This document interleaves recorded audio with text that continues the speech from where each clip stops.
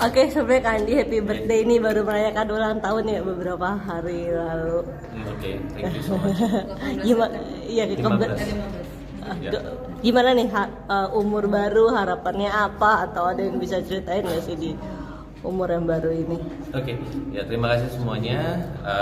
Ya alhamdulillah bisa sampai umur segini ya. Berharap nanti panjang umur, sehat selalu. Mendoakan diri sendiri. Ya umurnya masih muda kali ya, masih umur kepala tigaan.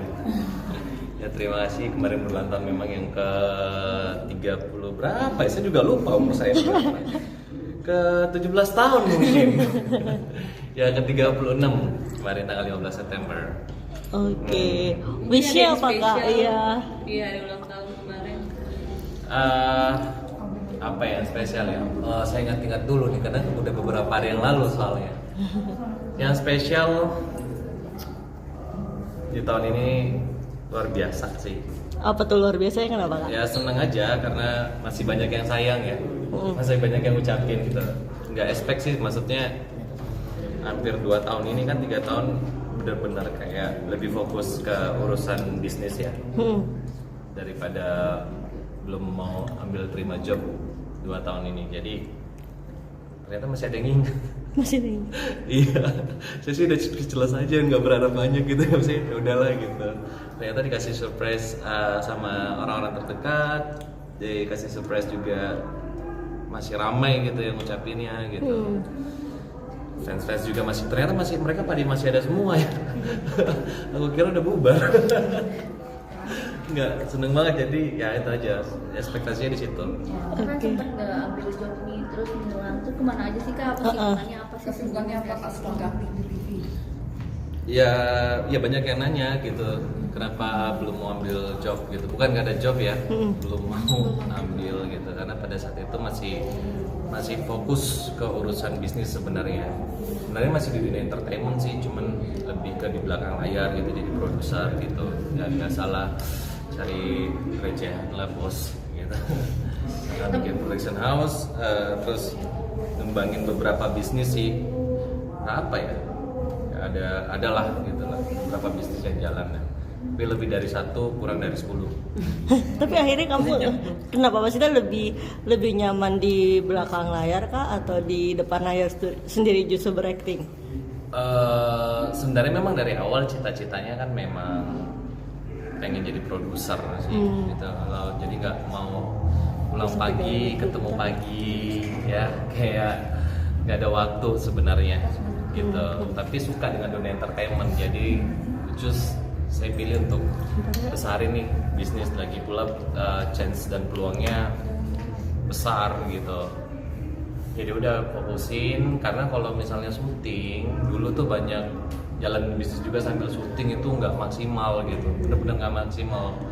Jadi sometimes lagi syuting pegang handphone, pegang laptop, gitu. Habis itu waktunya juga nggak ada gitu, bener-bener nggak ada tidur, nggak ada istirahat. Mikir ini hidup macam apa ya? Ya kayak seperti itu gitu. Jadi pengen ada waktu. Tahu kan kalau sinetron ya, kita tahu lah semua sinetron ya. Apalagi kan kalau pegang peran yang inti gitu kan, jadi satu hari itu harus ditargetin sekian scene, sekian episode, harus nunggu skenario gitu, harus kejar rating, harus supaya terus ini gitu.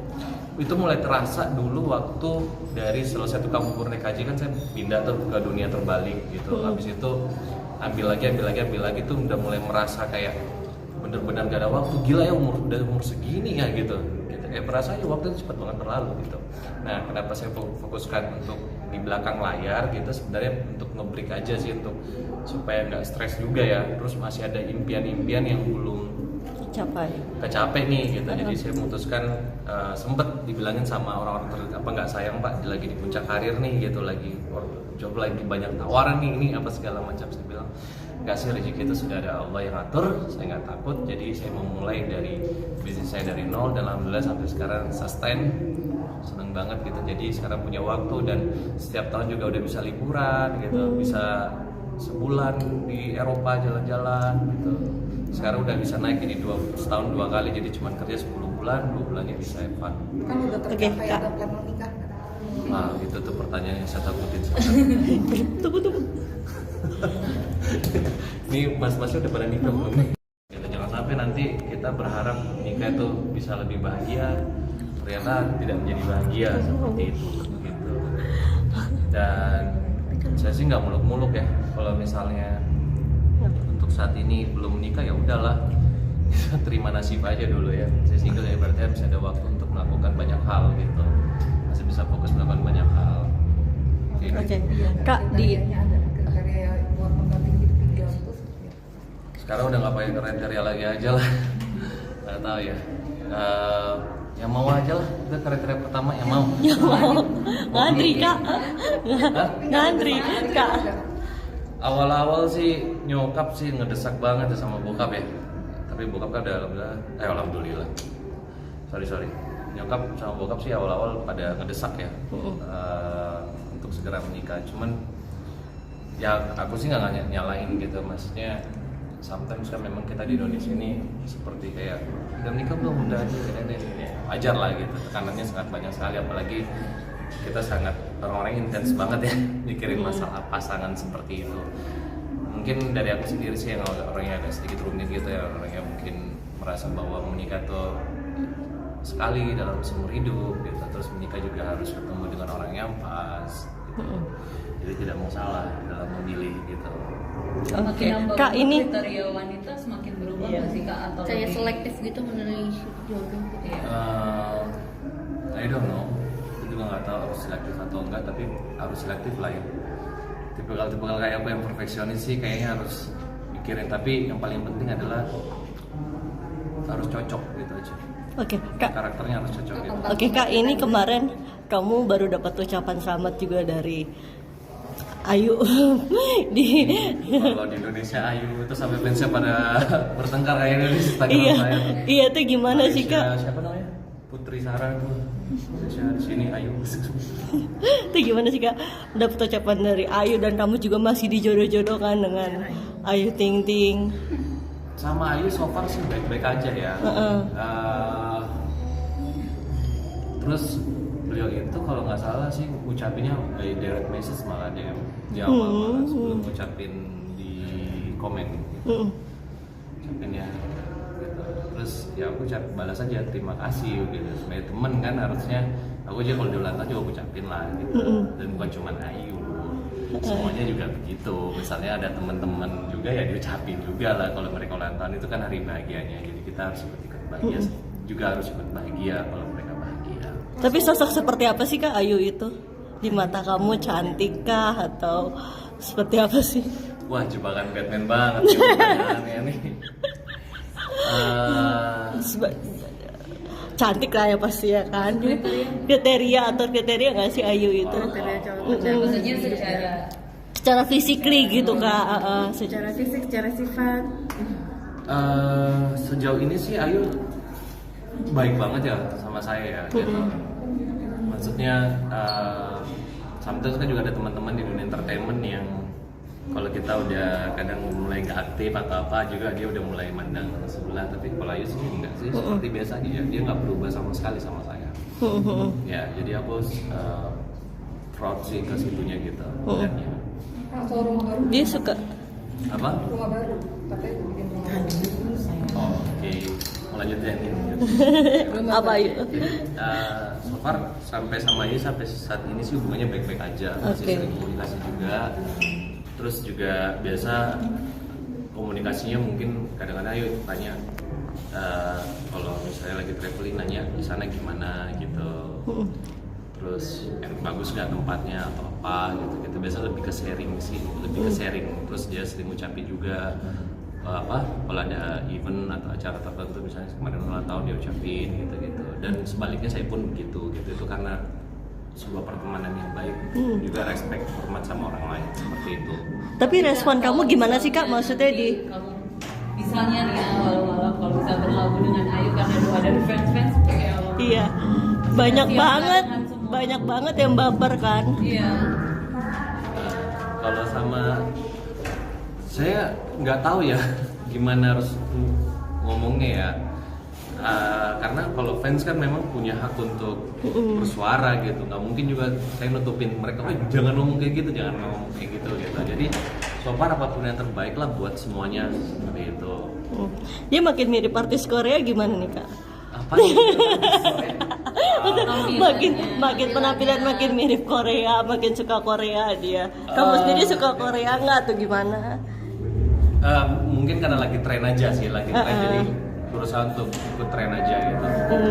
Kak Aldi kan ini kan lagi Mungkin karena mata saya sipit kan. Mata sipit kulit putih. ada mirip ya. Jadi dianggapnya mirip gitu. Ya alhamdulillah lah kalau itu baik ya. Terima.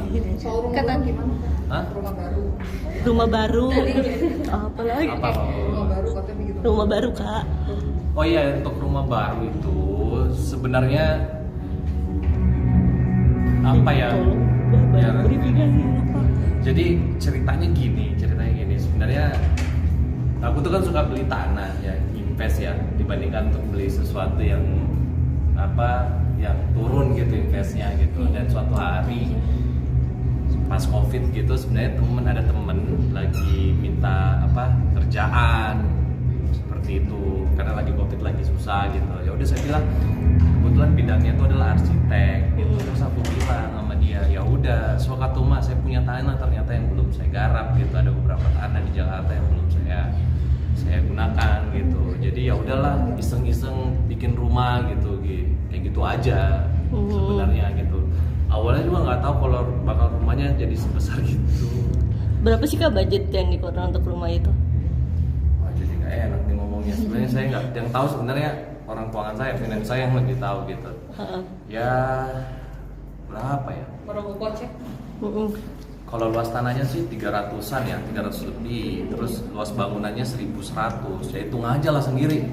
Tapi Kak. itu untuk investasi masa depan apa Iya. buat rumahnya sama sang istri nanti sih? Tadi gini sebelumnya sebenarnya aku belikan rumah buat ibu aku. Sebenarnya rumah itu hadir itu karena kakak aku yang pertama itu tinggal di area situ, Jakarta, area distrik itu gitu. Terus aku belikan ibuku rumah sama bapakku pada saat itu, dan rumahnya kan kecil ya, jadi sempet ibuku bukan ngeluh sih, cuma ngomong kecil banget ya, tapi mahal gitu kan. Tahu kalau rumah Jakarta pasti MM-an kan gitu. Jadi pada saat ini sebenarnya lebih fokus bikin kayak kenapa sangat lengkap fasilitasnya gitu, sampai besar sekali ruangan-ruangannya, bangunannya besar itu karena saya itu keluarga besar gitu. Jadi kalau banyak saudara keluarga yang datang, itu rumah yang kecil dulu yang ditempatin ibu saya atau sama bapak saya itu kekecilan, nggak muat untuk satu kampung gitu. Jadi akhirnya ya udah saya bikin rumah ini aja. Jadi kadang rumah ini sekarang saya nggak tempatin juga. Jadi makanya saya bilang ini iseng-iseng buatnya gitu. Jadi membagikan orang tua aja. Tapi suatu hari mungkin kalau misalnya istri saya mau tinggal di situ ya boleh juga gitu. Kalau dia suka di daerah itu, nggak apa-apa sih. Gitu. Lokasinya di mana sih, Mas? Ya di Jakarta, tepatnya nggak boleh dikasih tahu. Oke, Kak, tadi ngebahas soal kan kakak sih di dunia bisnis nih. Nah, terus buat menerapkan eksistensi gitu masih kayak biar fans-fansnya inget itu gimana sih kak? Iya. Kayak gak dilupakan gitu, gak takut dilupakan gitu sama fans-fans. Ya paling gak enak kalau dilupakan ya. Makanya saya bilang tadi saya bersyukur